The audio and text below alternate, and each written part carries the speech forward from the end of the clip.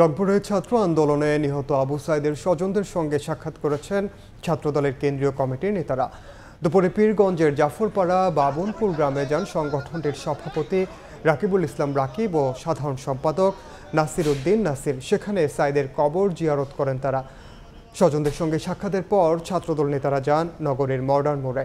সেখানে মানিক মিয়া ও মুসলিম উদ্দিন নামে আরও দুজনের কবর জিয়ারত করেন তারা।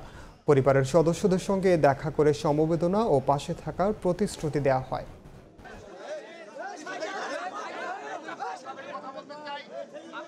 একটি গণতান্ত্রিক বাংলাদেশ প্রতিষ্ঠার জন্য এবং সাম্য মানবিক বাংলাদেশ প্রতিষ্ঠার জন্য শহীদ আবু সাইদ যে আত্মত্যাগ করেছে এদেশের জন্য, এদেশের মানুষের জন্য, এবং একই সাথে সাথে একটি বৈষম্যহীন বাংলাদেশ প্রতিষ্ঠার জন্য শহীদ আবু সাইদের এই আত্মত্যাগ বাংলাদেশ জাতীয়তাবাদী ছাত্রদল গভীরভাবে মনে রাখবে। এই বাংলাদেশে যেন কোনো স্বৈরাচার আর কখনো ক্ষমতায় না অধিষ্ঠিত না হতে পারে এবং বাংলাদেশের কেউ যেন বৈষম্যের শিকার না হয়, কোনো ক্ষেত্রেই কোনো বৈষম্য থাকবে না। সেই ধরনের সমাজ গড়ার প্রত্যয়েই ছাত্রদল সেই শহীদদের হৃদয়ে ধারণ করে পথ চলবে।